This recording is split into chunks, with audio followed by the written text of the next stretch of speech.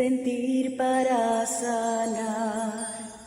Hoy en Sentir para Sanar vamos a abordar un tema que me apasiona. Y es que hoy me traje aquí, ¿ustedes saben qué es esto? Esto es un fósil de una oreja de una ballena. Esto tiene 15.000 años. Y me lo traje porque hoy vamos a tocar el tema de la Atlántida. Un tema que se comenta desde la época de Platón y que para muchos es realidad y para otros es solo un mito. Por eso hoy acá en Sentir para Sanar tengo un invitado muy especial que se dedica a no solamente la parte de como historiador, sino que además ha escrito muchos libros y en los que en algunos de ellos habla del misterio de la Atlántida. Antes de presentarlo, bueno, él es José Luis Jiménez. Yo tengo acá algunos de sus libros. Por ejemplo, del legado de María Magdalena, La ensoñación del chamán. Bueno, escribió también El manuscrito de Adán, El triunfo de María Magdalena. Es un hombre que admiro muchísimo y a quien tenemos hoy conectados desde Barcelona. Bienvenido, José Luis. Hola Patricia, buenas tardes. ¿Cómo te encuentras? Muy bien, gracias. Bueno, José Luis, mira, hoy no vamos a hablar de María Magdalena, hoy vamos a hablar de la Atlántida. Muy bien. La Atlántida, ¿es mito o realidad? Bueno, esa es la pregunta del millón, ¿no? La mayoría de los historiadores suelen decir que es un mito.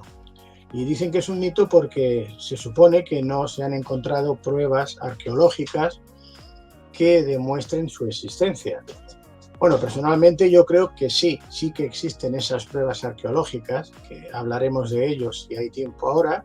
Y bueno, las pruebas documentadas, solamente hay una. En este caso, aunque veremos que hay otras también, que haremos referencia si da tiempo, y es a las que se refiere el historiador griego Platón, que vivió sobre el 450 al 320 y tantos antes de Cristo.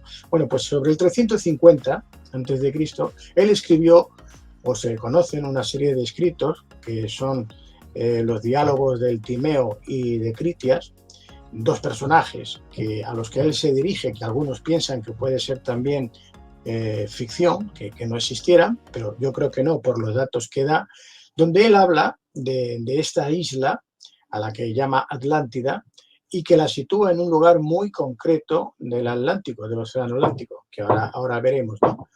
Entonces, desde ese punto de vista, pues claro, algunos historiadores dicen que, bueno, que es una historia que cuenta Platón y que como no han encontrado esos restos arqueológicos, pues que se trataría de un mito.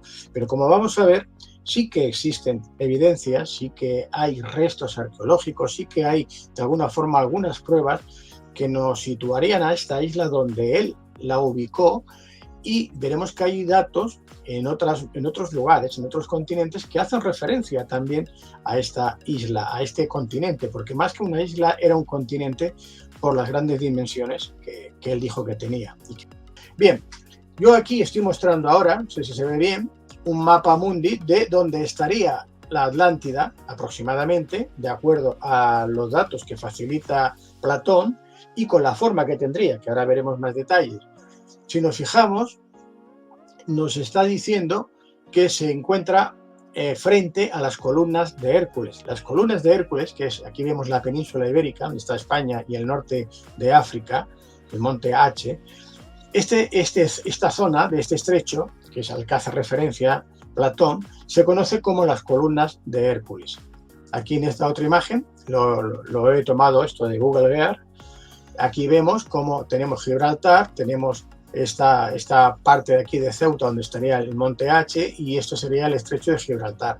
Esto se conocía como las columnas de Hércules y, por lo tanto, la Atlántida debería estar en el Atlántico, más allá, enfrente, como dice, de las columnas de Hércules, puesto que está haciendo, cuando se refiere a ellos, a Egipto y a Grecia, habla dentro del estrecho, habla dentro del mar Mediterráneo. Lo está diferenciando muy claramente. O sea, no hay lugar a confusión, no está hablando de ningún otro sitio, sino del Océano Atlántico.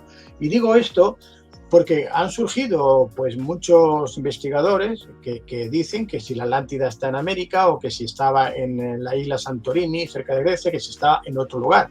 Claro, las referencias que tenemos a la Atlántida, las únicas referencias son las que Platón nos da en estos escritos o diálogos del Timeo y de Critias. Entonces, todos estos que dicen que si la Atlántida está en un sitio, en otro, en el Polo Norte y tal, bueno, no sé de dónde han sacado la información, porque todo lo que se conoce de la Atlántida viene de Platón. No hay ningún otro. Muchas personas, historiadores, dicen que es difícil asegurar que lo que Platón decía no era más que, bueno, alucinaciones o en sus estados como de medio locura, porque muchas personas van en contra de estas afirmaciones que hace Platón precisamente por la falta de evidencia. Tú que has dedicado muchos años a investigar como historiador, ¿qué otras evidencias, aparte de los enunciados o lo que escribió, lo que dijo Platón, hay en torno a la Atlántida con respecto, por ejemplo, a civilizaciones posteriores, como en Egipto, por ejemplo? Yo tengo entendido que hay algunas evidencias en cuanto a esta civilización que dicen que quedó parte de ella en Egipto. ¿Es eso cierto? ¿Qué información nos tienes al respecto? Sí, exacto. Bueno, yo acabo para describir cómo sería la Atlántida. Aquí en esta imagen que vemos tendría esta forma en el centro del Atlántico.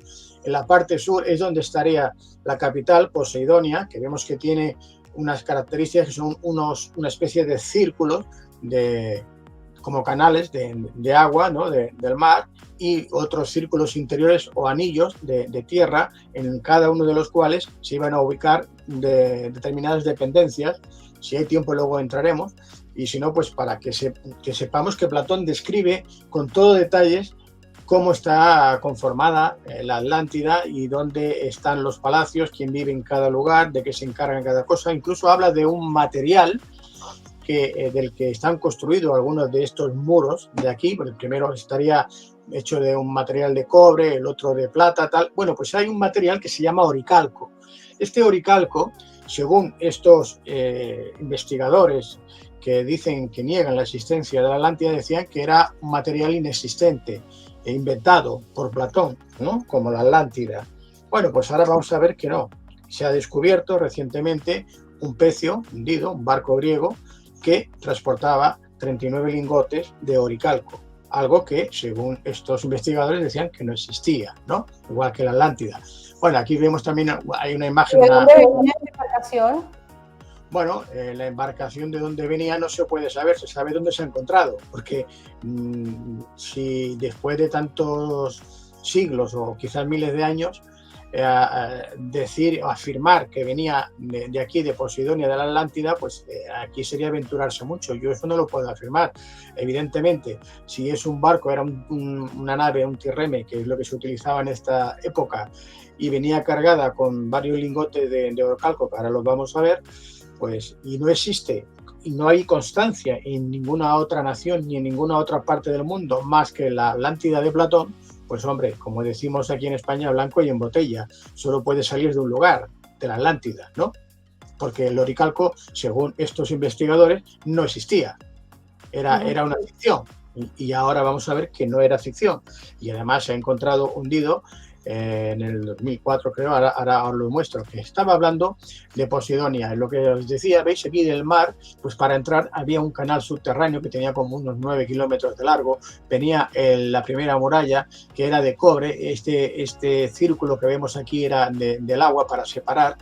Dentro de esta isla circular mayor habían varios monumentos, templos, construcciones, había incluso un hipódromo, los cuarteles de los soldados. En el siguiente era la circulación, el círculo o el anillo menor, y aquí la muralla era de oricalco, lo que te decía anteriormente, ¿no? De ese material que se suponía que no existía. Bueno, y en el centro teníamos ya el templo de Poseidón con el palacio, y todo un bosque y una serie de templos. Esta era la distribución, así muy someramente por encima, sin entrar en más detalle, de la capital de Posidonia, de la Atlántida. Bueno, pues este barco, que veis aquí este precio, es el que transportaba estos lingotes de oricalco. Aquí tenemos cómo empiezan a sacar estos lingotes, los buzos. Esto estaba cerca de Sicilia, en el sur de Italia. Aquí vemos ya algunas de estos lingotes, luego los veremos todos.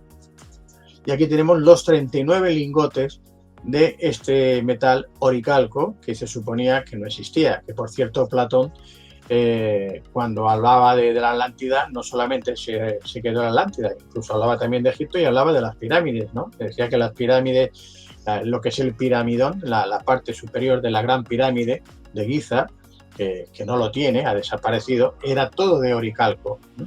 El oricalco era un material que en la Atlántida tenía mucho más valor incluso que el oro y que la plata. Pues no es de extrañar que haya desaparecido. Pero aquí tenemos estos lingotes de oricalco, que se supone que es una mezcla, ¿no? Entre varios metales, entre cobre, plata, zinc, etcétera. Se desconocía hasta ahora, es decir, no hay ningún otro lugar donde hubiesen aparecido ningún objeto, nada. Es posible, José Luis, y te interrumpo, ya que el oricalco es algo que no se ha encontrado en ninguna mina, por decirlo de alguna manera, acá en la Tierra, ¿es posible que el oricalco haya venido de otro planeta, por ejemplo? Bueno, pudiera ser que la aleación original, el conocimiento, se haya transmitido de seres llegados de otro planeta, pero los materiales con los que está realizado esta aleación sí que existen en la Tierra, a menos de que tenga algún otro componente que desconozcamos. Yo no conozco toda la aleación, todos los materiales, pero sí está confirmado, nuestros telespectadores lo pueden comprobar poniendo en Google oricalco encontrado aquí en Sicilia y van a ver que efectivamente se corresponde con este material. Como es un material, los elementos que está compuesto, que existen en la Tierra, pues hombre, afirmar que viene del espacio, yo creo que es demasiado aventurarse. Ahora bien... Es un material tan valioso, ¿cómo es posible entonces que no se haya explotado antes o se haya encontrado como el oro o como algunas otras? Bueno, porque el oro sí que está en las minas, la plata también, el cobre también, pero el oricalco es una mezcla de varios. Entonces hay que conocer, hay que tener ese conocimiento para saber realizar esa mezcla.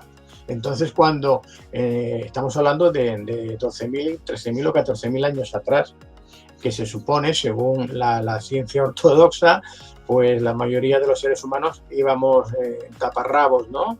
Con hachas de piedra, en fin, no se conocía, en este caso la metalurgia, pues si alguien poseía este material que se desconocía cómo obtener, pues adquiría un valor mucho más grande que el que se podría obtener desde las propias minas.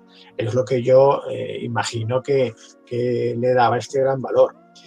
Y bueno, esto sería una evidencia de que ya tenemos algo que está contradiciendo lo que niegan la existencia de la Atlántida, porque también negaban la existencia del oricalco. Ahí tenemos el oricalco. Y tú me preguntabas antes sobre Egipto. En Egipto sucede lo siguiente. Hasta hace muy poco tiempo, bueno, ya hasta el año 1821 aproximadamente, que Champollion cuando se descubre la piedra Rosetta en Egipto y a través de los escritos que están en 3 idiomas, jeroglífico, griego, etcétera, se puede descifrar el contenido, y entonces Champollion es cuando ya por fin consigue conocer todo el abecedario y poder descifrar los jeroglíficos egipcios. Prácticamente no teníamos conocimiento de lo que se decían en estos jeroglíficos egipcios, de qué información nos estaban hablando. Y esto sucede pues hace escasamente 200 años, justo 200 años, ni más ni menos, ¿no? O sea que hasta ahora, fíjate, miles de años sin tener ni idea de lo que estaban mostrando estos jeroglíficos egipcios, los que nos estaban diciendo. Pues justamente en el año 1799, cuando Napoleón está haciendo la campaña en Egipto, que está luchando contra los mamelucos y tal, pues el ejército de Napoleón, al mando del cual iba un general, que manda, bueno, aquí yo ahora estaría hablando de las pirámides, de lo que tiene en Egipto relacionado con la Atlántida, pero me llevaría mucho tiempo y no lo tenemos, no disponemos. Voy a pasar directamente a hablar de lo que se encontró en Egipto, que hace referencia a la Atlántida. O sea, que salto toda esta información que es muy extensa, es muy interesante, muy importante, pero no tenemos tiempo, y voy a hablar de lo que se encuentra cuando Napoleón, como os estaba diciendo, pues lleva a cabo la campaña en Egipto, ¿no? Junto a los mamelucos. Bien, aquí tenemos el templo que ahora se conoce como de Dendera, la ciudad de Dendera. Esto estaba cubierto de arena. Estaba todo tapado de arena desde hacía pues 2000 o 3000 años, desde hacía miles de años. Cuando el ejército llega a este lugar y descargan las municiones de las mulas, una caja de municiones cae al suelo y por el peso se abre un boquete, un agujero en la tierra y cae. Los soldados entran en ese agujero a ver qué ha pasado, qué hay dentro, y se encuentran, pues lo que ahora vemos aquí, con este templo, el templo de la diosa Hathor, aquí en Dendera, y dentro de este templo van a encontrar toda una serie de jeroglíficos. Fijaos que este templo, que estuvo pues protegido por la arena durante miles de años, ahora podemos ver todo lo que tiene con el color prácticamente original. O sea, el color que tiene es original desde entonces. Parece que lo hubiesen pintado hace 2 días, y con toda la información que se va a conocer más tarde, puesto que esto estoy diciendo que se descubre en el año 1799. Aún no se había encontrado la piedra Rosetta, aún no se sabían descifrar los jeroglíficos egipcios, y por lo tanto no se podía saber qué nos estaban diciendo, como es todo esto que vemos aquí en el techo. Pero hay algo que es muy importante, que lo vamos a ver a continuación, que es el zodiaco, se conoce de Dendera por la ciudad, donde nos va a hablar de la Atlántida, de cómo se hunde y en qué época se lleva a cabo este hundimiento. Bueno, aquí me avanzo un poco porque estamos en esta sala hipóstila del templo de Hathor en Dendera. Todo esto que vemos, que van en barca los egipcios, el dios Isis, o sea, Osiris, Isis, Horus, su hijo, serían esposos, también hermanos, y el hijo Horus, van en la barca, aquí los vemos, que van en la barca, huyen. ¿Por qué? Porque la Atlántida se está hundiendo, como hemos comentado, y tienen que huir en barca, ¿no? Y lo representan así. Hay mucha más información, pero estas líneas, ¿veis estas líneas? No sé si, Patricia, tú las distingues bien. Estas líneas que hay aquí abajo, quebradas. ¿Puedes acercar más la imagen, José Luis? Sí, voy a ver si la amplío y se puede ver un poco mejor. Pueda, eso, ajá. Bueno, aquí veis estas líneas de aquí abajo, todo esto de aquí, si podéis verlo, y aquí voy a ampliarlo incluso más. Vamos a ver si aquí, esto, así. Aquí se puede ver mejor así, ¿no? Sí. Bueno, estas líneas que van alrededor, que están contando lo que sucede, esto es como si fuese un cómic para que entiendan los telespectadores, ¿no? Con las imágenes van representando lo que sucede. Bueno, pues en el lenguaje del jeroglífico egipcio, las líneas quebradas, cuando es una sola, como esta primera de aquí, esto significa que hay agua, que es agua, por ejemplo, el río Nilo. Cuando ya hay 2 líneas, significa que son varias aguas, o que el agua es grande, o que incluso ya cuando hay 3, que el Nilo ya se ha llegado a desbordar, porque el Nilo se desbordaba prácticamente casi cada año. Pero cuando ya hay 4 o 5, significa que hay un diluvio, que se ha producido un diluvio, que es algo pues fuera de lo normal, ¿no? Y que ya causa grandes inundaciones. Bueno, pues aquí hay 8 líneas quebradas. 8 líneas quebradas significa una hecatombe mundial, un gran diluvio mundial. Pero no solo está aquí representado, sino que, como decía antes, lo vamos a encontrar también en el zodiaco de Dendera. Aquí tenemos el zodiaco de Dendera, es una losa que tenía originalmente, porque luego se tuvo que transformar. Es una losa bajo relieve o planiferio que tiene unos 3,60 metros de lado por otros 2,40 de ancho y unos 90 centímetros, casi 1 metro de grueso. Y el peso ronda las 60 toneladas. Esto estaba en el techo de esta sala que estábamos mostrando anteriormente, comentando, en un lugar muy concreto, muy especial. ¿Y qué es lo que nos está diciendo este zodiaco de Dendera? Bueno, en el zodiaco de Dendera lo que se nos representa son las constelaciones, las 12 constelaciones que conocemos aquí en el dibujo del zodiaco, para que se vea mejor, lo hemos representado, y aquí vemos las diferentes posiciones de las eras zodiacales. Aquí tenemos los nombres de todas. ¿Esto se entiende como un aporte de la civilización Atlantis? Sí, claro. Entonces, aquí, ¿qué nos están diciendo? Nos dicen, aquí si os fijáis, tenemos los nombres aquí, la Escorpión, Sagitario, Capricornio, Acuario, Libra, Leo, Virgo, Cáncer, Géminis, Tauro, Aries. Bueno, cada uno está en una posición.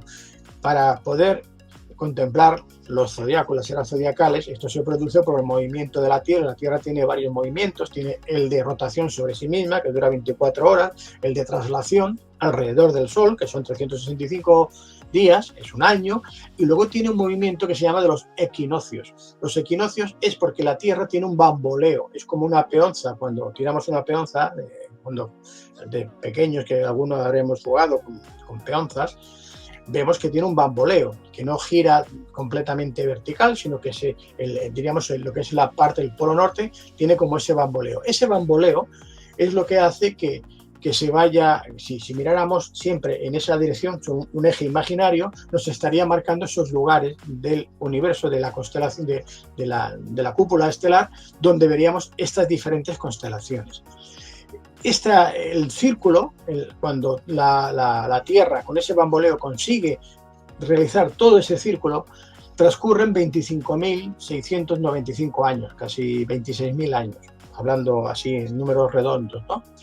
Pues bien, este periodo de tiempo, que es el que se está contabilizando con estas eras zodiacales, están indicando lo que sucede en cada una de ellas. Y vemos como en la era de Leo, aquí, fíjate, lo voy a remarcar, lo voy a ampliar, voy a ampliarlo aquí para que se vea bien. Aquí tenemos la zona de Leo y vemos que está en una barca. ¿Ves? Aquí tenemos a una de las diosas con la barca, que antes hemos visto a Isis, Osiris y Horus, en la barca de Leo, que es la que arrastra al resto de las constelaciones. Detrás de ella vienen las demás. Leo es que Leo, en este caso, está haciendo referencia a unos 10.500 años aproximadamente antes de Cristo.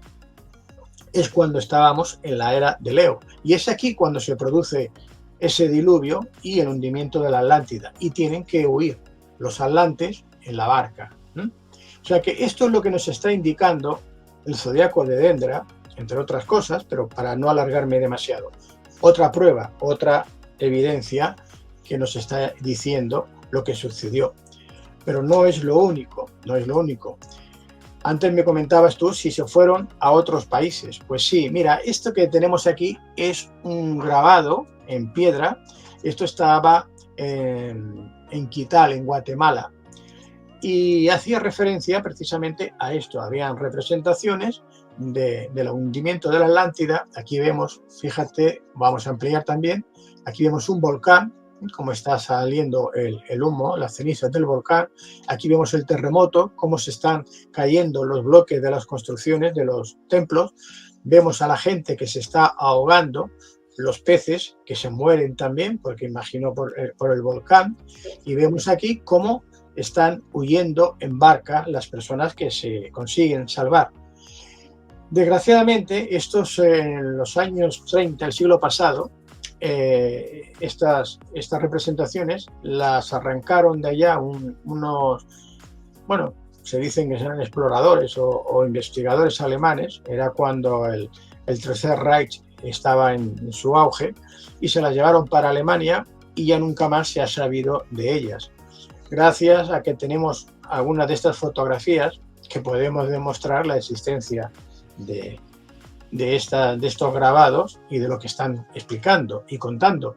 Porque vamos a ver que, bueno, para el que aún lo dude, en este planeta, en este mundo, no gobiernan los que nosotros creemos, ¿no? No son los gobernantes los que realmente tienen el poder para lo que se tiene que hacer o no se puede hacer, etcétera. Hay otras fuerzas, hay otros gobiernos ocultos, yo les suelo llamar la élite oscura, ¿no? Que llevan ya mucho tiempo detrás, que suelen ser estos poderes fácticos, ¿no? Que desde hace ya miles de años intentan que el ser humano, la población en general, siga sumido en la ignorancia, que no despierte.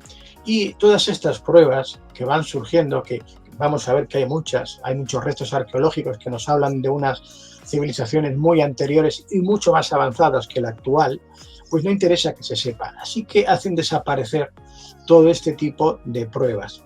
Pero algunas se les escapa, ¿no? Sí, ¿no? bueno, José Luis, yo de verdad que estoy encantada con todo esta información que nos estás dando ahora. Tenemos, yo no digo que para uno, sino como para 5 programas más. Es un tema muy amplio, muy extenso. Entiendo que no solamente en Guatemala, sino yo asumo que todo el tema también de la civilización maya pues está vinculado con todo este tema de la Atlántida. No nos da el tiempo para continuar digamos que ampliando información de esta, pero te agradezco muchísimo este gran apoyo. Sí, ya vamos a continuar, pero quería antes, con lo que estabas hablando de estas otras civilizaciones, que precisamente por este tipo de información es que se hacen este tipo de programas, para que ustedes puedan buscar y seguir indagando acerca de si es o no real la civilización del Atlántico. Ya para cerrar, coméntanos, José Luis. Sí, solo un minuto y acabo para ver que tenemos pruebas también con los mayas. ¿Ve? Esta es la flor de loto que solamente existe en Egipto. El loto azul solo está en Egipto. Bueno, pues aquí vemos, esto es un amigo, se llama Su Arimek, que él encontró la flor de lotus, aquí la tenemos, ¿ves? Aquí, la voy a ampliar, vamos a ampliarla para que la veamos bien. La flor de lotus es Chichén Itzá, y Chichén Itzá es en un territorio maya.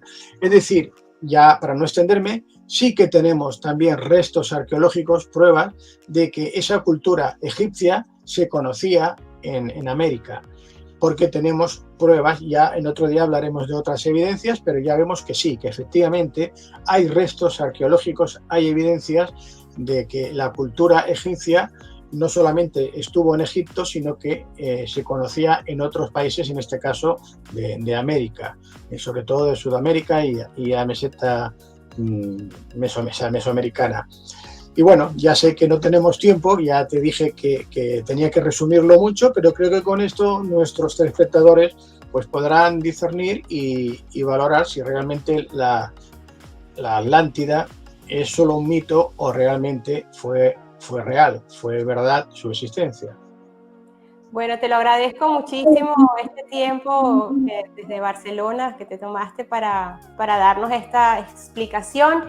Tu página web, José Luis, para que las personas lleguen a ti, porque además sé que tienes varios viajes de expedición, incluyendo un viaje a Egipto, que tienes en el mes de finales, me parece que finales de noviembre, diciembre, más otros que tienes el año entrante, pero para que puedan llegar a ti las personas que quieran también conocer esta experiencia de manera presencial contigo, ¿cómo te contactan?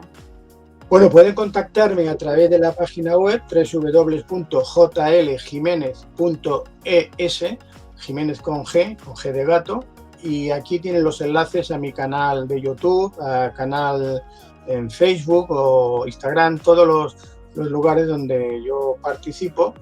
Y en Facebook, si ponen José Luis Jiménez también con G, me van a encontrar, y ahí cada día yo suelo poner la información actualizada, tanto de los programas pues que hago de radio, de televisión o conferencias, como de los viajes que voy a realizar a estos lugares, digamos, mágicos o de poder, donde vamos a encontrar y vamos a comprobar personalmente pues todas estas cosas que se dicen, pero que no siempre tenemos la ocasión de comprobarlo en persona, in situ. Pues en estos viajes lo vamos a hacer. Así que cualquiera que quiera incluso pues conocer también mis libros, como he dicho, tanto en la página web como en el canal de YouTube, tiene toda la información.